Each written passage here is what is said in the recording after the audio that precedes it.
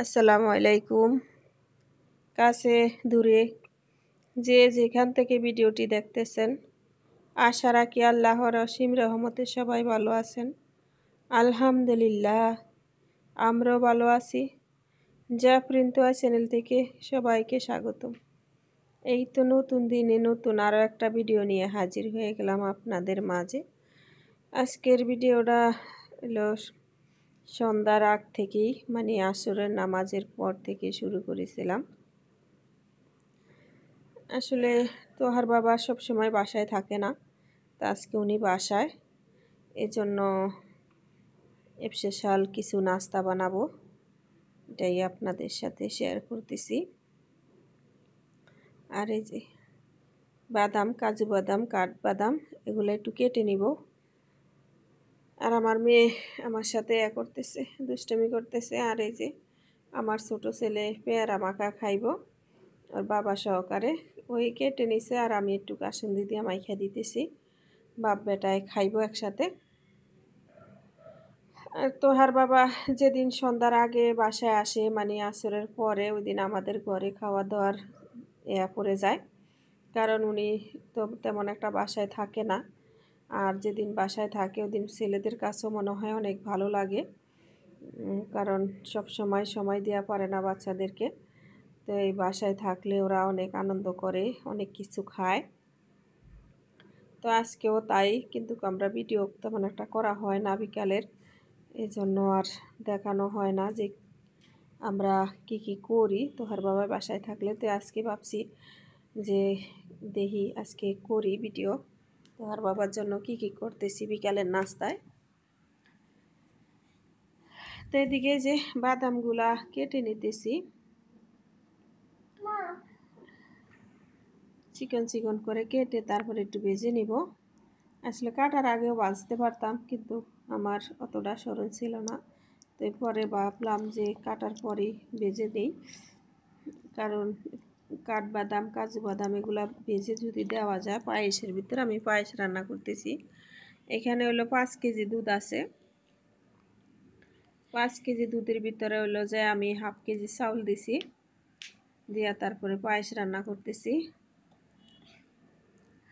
আর হলো ওই যে বাদামগুলার কথা বলতেছিলাম।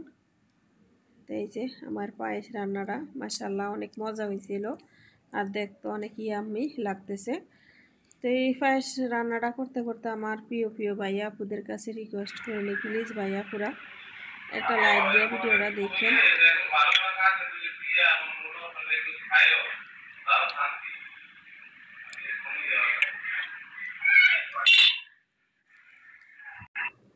তো পায়েসগুলা রান্না শেষ, এই যে বেড়ে নিতেছি, সবাইরে খাইতে দেব। তো জানি না কোন প্রিয় ভাইয়া পুরা ভিডিওটা দেখতেছেন, দেখবেন, প্লিজ একটা লাইক দিয়েন আর কমেন্টে জানাইবেন কীরকম হইতেছে ভিডিও।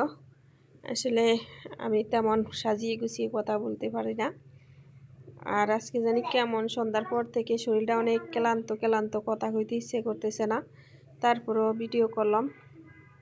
এটা হইলো পরদিন সকালবেলা। আসলে অনেক ভিডিও করছিলাম, কিন্তু আসে নাই। আমরা পায়েস, তারপরে হইলো যে মোগলাই, পেয়ারা মাখা, তারপরে আবার ডিম সিদ্ধ, মানে অনেক কিছু খাইছিলাম, কিন্তু সবগুলা ভিডিওতে আসে নাই কেন আমি জানি না। এটা আমার একটা মাটির চুলা, সিমেন্টের চুলা, এটা তো আমি মাঝে মাঝে রান্না করতাম, কিন্তু 3 তলা আসার পরে একদিনও রান্না করি নাই। আর এই যে বৃষ্টি নামছে, বৃষ্টি আর থামাথামির কোনো নাই, কথাই নাই, খালি বৃষ্টি হইতেছে। আর আমার ছাদে দেখেন কত কিছু দিয়ে এলোমেলো করে রাখছে, যে টাইস বাড়িতে লাগাইছে, যে টাইস কাইটা রাখছে ওগুলা এনে বস্তা ভরা। আর এই যে বৃষ্টিতে তরকারিগুলা পয়সা যাইতেছে, তো ভাবছি তাহলে করি, বাইরে আজকে রান্না করি। ভিতরটা ভালো আছে দেখতেছি, কিন্তু খালি অল্প একটু নষ্ট হয়ে গেছিল। তো এগুলার আমরা কহি বলি, কেউ রেহা বলে, কেউ সিংসিঙ্গা বলে।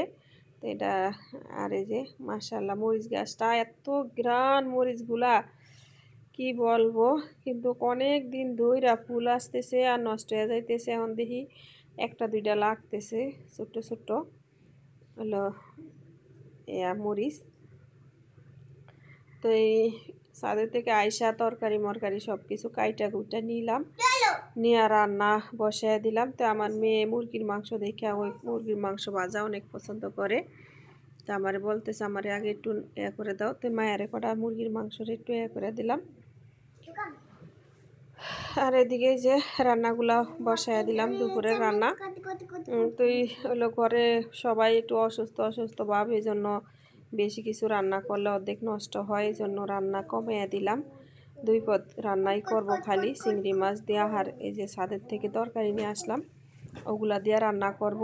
আর হলো মুরগির মাংস রান্না করব মাটির নিচের আলু দিয়া। এই চিংড়ি মাছের তরকারিটাও বসায় দিলাম, মুরগির মাংসের তরকারিটাও বসায় দিলাম। বসায় যে কষায় নিতেছি। আর মাটির নিচের আলুটা কেমন জানি সিদ্ধ হয় না, এই জন্য আমি আবার প্রেশারে একটু একটা সেচ দিয়ে নিলাম যাতে সিদ্ধ হয়। আর এবার কাঁঠালের বিচি খায়া বেশি একটা শান্তি পাইলাম না, কেমন জানি হলো। বৃষ্টির পানি পড়ছে দেখে নাকি আল্লাহ জানে, কারণ শক্ত শক্ত সিদ্ধ হইতেছে না। তো আজকের দিয়ে আবার বৃষ্টি, মানে যেখানে বৃষ্টির রোদে দিয়েই মনে থাকে না বৃষ্টিতে ভিজে, তো আজকের দিয়ে আর বৃষ্টিতে ভিজে নাই। তো দেখি কি না আজকের দিয়ে একবার সুন্দর করে গইলা গেছে। আর এই যে রান্না করে নিতেছি, এই যে একটু সিদ্ধ করে নিলাম, একটু সিদ্ধ করে নিলাম। নিয়ে মাংসটা কষে তারপরে মাংসটাও মানে যেহেতু কি বলে তরকারিটা একটু সাপ সিদ্ধ করে নিয়েছি, এই জন্য মুরগির মাংসতে একটু পানি দিয়ে ভালো করে কষায় নিয়েছি। সিদ্ধ তরকারি দিব দেখে তারপরে রান্না করে নিছি, যাতে তরকারিটা গইলা না যায়, এই জন্য। তো মাটির নিচের আলু এখন আর বেশি পাওয়া যাইতেছে না, কারণ এখন তো বর্ষাকাল। তো এই আজকে মুরগির মাংস দিয়ে রান্না করছিলাম, অনেক মজা লাগছিল। আর আজকে আমি ঘরে বসেই ভয়েস দিতেছি, আমার কাছে অনেক খারাপ লাগতেছে, এই জন্য বাইরে বের হই নাই। প্রতিদিন আমি যেগুলো আমার রুম ঠিক করে নাই ওইসব রুমে যায় ভয়েস দিই। আর আজকে ঘরে বসে বসে ভয়েস দিতেছি, হয়তো চাও নাইতেছে। আমার মেয়েটা দৌড়াদৌড়ি করতেছে ঘরের ভিতরেই। আর এই তো রান্নাগুলো আমার শেষ। তো রাইস কুকারে ভাত রান্না করে নেই। আর হইলো যে এই যে তো ভাত তরকারি রান্না শেষ। এখন রান্না শেষ করে তারপরে গোসল করি। এই রান্নার পরে যে থালাবাটিগুলি থাকে এগুলো একটু পরিষ্কার করে নিতেছি। তো সবাই ভালো থাকেন, সুস্থ থাকেন, সবার সুস্বাস্থ্য কামনা করি। আল্লাহ হাফেজ, আসসালাম।